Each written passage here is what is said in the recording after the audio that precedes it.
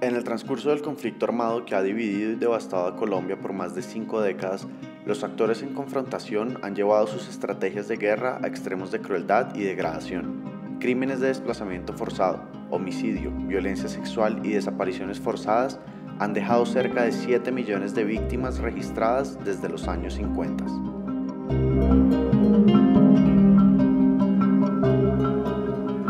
Ellos realmente no fueron desaparecidos de a uno, sino según como el ejército los necesitaba. Tenemos a Joaquín Castro, desaparecido, con Elkin Gustavo Verano Hernández. Ellos dos fueron desaparecidos el mismo día, el 13 de enero. El 6 de febrero fue desaparecido Jaime Steven Valencia y con Diego Armando Marín Giraldo. Mi hijo fue desaparecido el 8 de enero. Desde el año 2002 hasta el 2010, durante la presidencia de Álvaro Uribe, mostrar resultados militares en la guerra contra la insurgencia se convirtió en una estrategia central de la política de seguridad en la que Uribe basó su éxito electoral. Al medirse los resultados militares en número de guerrilleros muertos, incrementar la cantidad de bajas enemigas se volvió una prioridad en las filas de las Fuerzas Armadas. Asimismo, los grupos paramilitares cometieron serios crímenes de guerra como asesinatos, desapariciones, secuestros, torturas y desplazamientos forzados. Las FARC y el ELN también han incurrido en violaciones de derechos humanos. Un falso positivo es la ejecución de un ciudadano para presentarlo como un bandido, como un criminal, sin pruebas, sin proceso, pero con dividendos. Fadir Leonardo era un joven de extracción bastante popular. Su familia pues, es muy pobre, viven en una localidad marginada. Bajo engaños fue llevado hacia la municipalidad de Ocaña, un departamento que queda a más de 500 kilómetros de Soacha, Cundinamarca. Fue presentado como una supuesta baja en combate. El fiscal me preguntó que por quién iba, entonces yo dije que por Fadir Leonardo Porras Bernal, y me dice, usted es la madre del jefe de la organización narcoterrorista. Entonces dijo, vea, en el momento que hicimos el levantamiento, su hijo portaba un arma en su mano derecha y él fue el que atacó primero al ejército.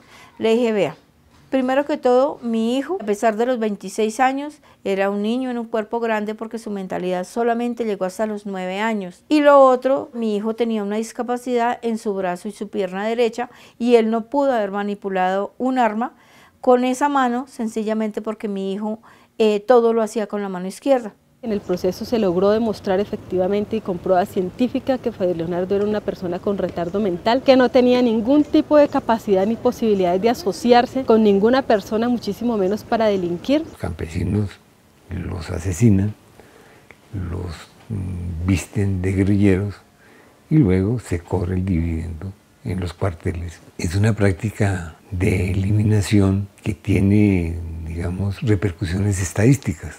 Desde el Estado, cuando se descubrió esa práctica, dieron en decirla falsos positivos, porque había una trampa y un engaño ahí en la presentación de esas personas que habían muerto. La cuestión comienza cuando el gobierno de Uribe decide reconocer grados militares en función de muertos de la guerrilla. Ahí fue que comenzaron los falsos positivos ya masivos. La policía, los militares, los servicios secretos asesinan y después se presenta el cadáver como un criminal justamente para exonerar las consecuencias judiciales, pero además para cobrar, ¿no? Porque es que lo perverso es que esas ejecuciones son pagadas. Los ascensos, las medallas, las cartas de felicitación, los permisos, los cursos al exterior, de una u otra forma eran recompensados por los grandes resultados de bajas en combate. El fenómeno masivo de ejecuciones extrajudiciales que los medios colombianos apodaron los falsos positivos se esparció a lo largo y ancho del país, luego de que el gobierno Uribe implementara sus políticas de seguridad centradas en resultados cuantitativos. Aquí por este sector, vivía mi hermano ahí. Esta finquita es la de mi hermano, aquí. Y esta finquita toda la tenía así bien arreglada, toda.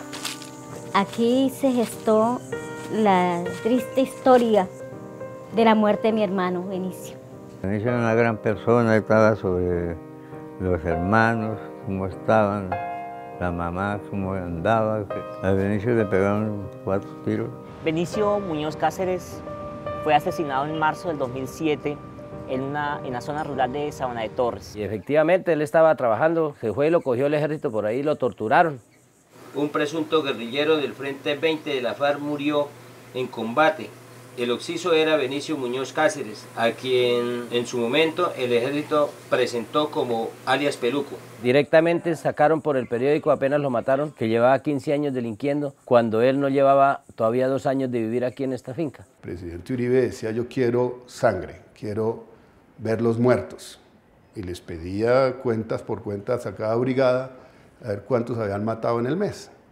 Y condecoraba a los generales que habían producido más muertes cada mes. Bucaramanga no había presentado, el batallón no había presentado gente muerta. Tal vez fue uno de los que más fácil cogieron a mi hermano porque se encontraba solo en la finca. Con la muerte de mi hermano en el 2006, todo se derrumbó, todo se acabó, puesto que mi hermano era como el eje de la familia. Uno se da cuenta que en realidad la gente que es mala no paga ni con cárcel ni con nada. Ellos son los únicos que viven bien, que andan en sus buenos carros, que tienen plata para todo, y uno que le toca trabajar y que le toca luchar. Queda otra pelea que es aún más compleja, ir hacia la cúspide, es decir, alcanzar la responsabilidad penal de los más altos responsables de estos crímenes de lesa humanidad. Lamentablemente en Colombia solamente hemos llegado hasta determinada escala de esa pirámide. No hay un solo general que esté detenido por estos casos o que haya sido enjuiciado.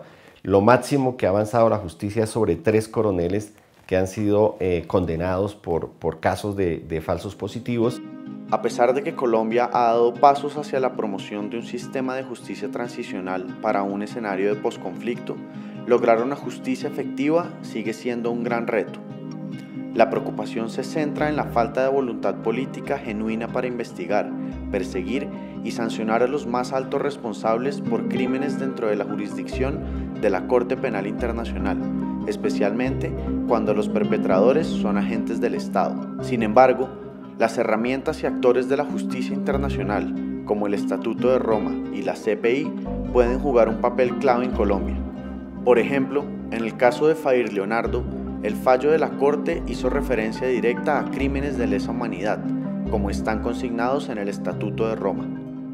La responsabilidad presidencial, en el caso de Álvaro Uribe Vélez, en el caso de sus ministros de defensa, en el caso de los comandantes de las fuerzas militares, es muy clara que es imposible que ellos no asuman responsabilidad cuando estamos hablando de más de 3.000 jóvenes asesinados, de más de 3.000 casos que han ocurrido a lo largo y ancho del país. Por eso están haciendo todo un esfuerzo porque estos crímenes queden en la impunidad. Y hasta el momento pues no se ha podido aclarar bien la situación. Todavía estamos esperando y rogándole a Dios que esto se aclare, que se sepa realmente qué fue lo que pasó y por qué lo asesinaron así, de esa manera.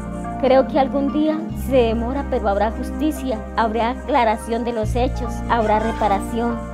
Que el nombre de mi hermano y de mis padres y de toda la familia sea limpiada. Mientras que a nuestros hijos no los arrebataron, les robaron sus sueños, sus proyectos. A nosotras las madres, o yo me siento así, una madre muerta en vida, a pesar de las amenazas, de los seguimientos, de la persecución, del señalamiento, de la estigmatización, tenemos que seguir ahí adelante.